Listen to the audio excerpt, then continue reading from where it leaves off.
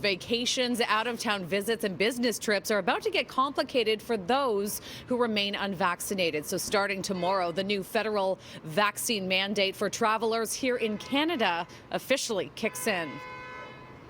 You know how many Canadians love to travel during Christmas or during winter?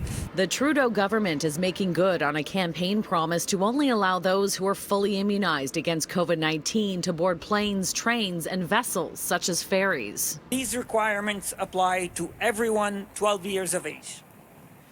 Travelers will need to show proof of vaccination, and airlines and railways will be responsible for confirming the vaccination status of travelers.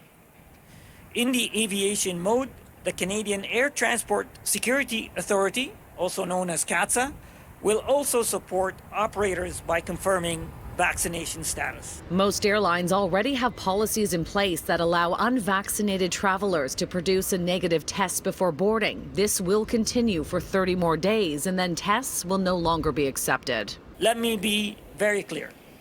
If you are not fully vaccinated against COVID-19 by the end of November, you will not be allowed to board a plane or train in Canada. How do you feel about that? I would rather not.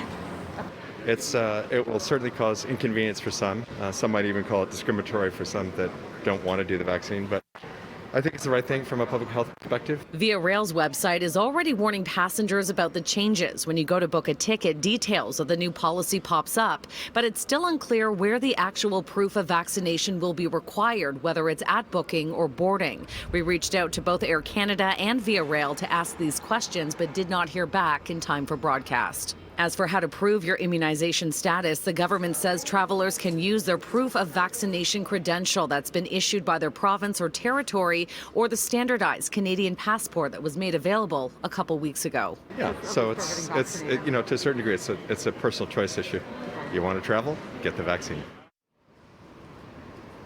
And of course, there are some exceptions to these rules, including allowing unvaccinated people who live in remote areas to board planes for emergencies and essential trips. Now, everything you need to know about this new vaccine travel policy, you can find it on our website, citynews.ca.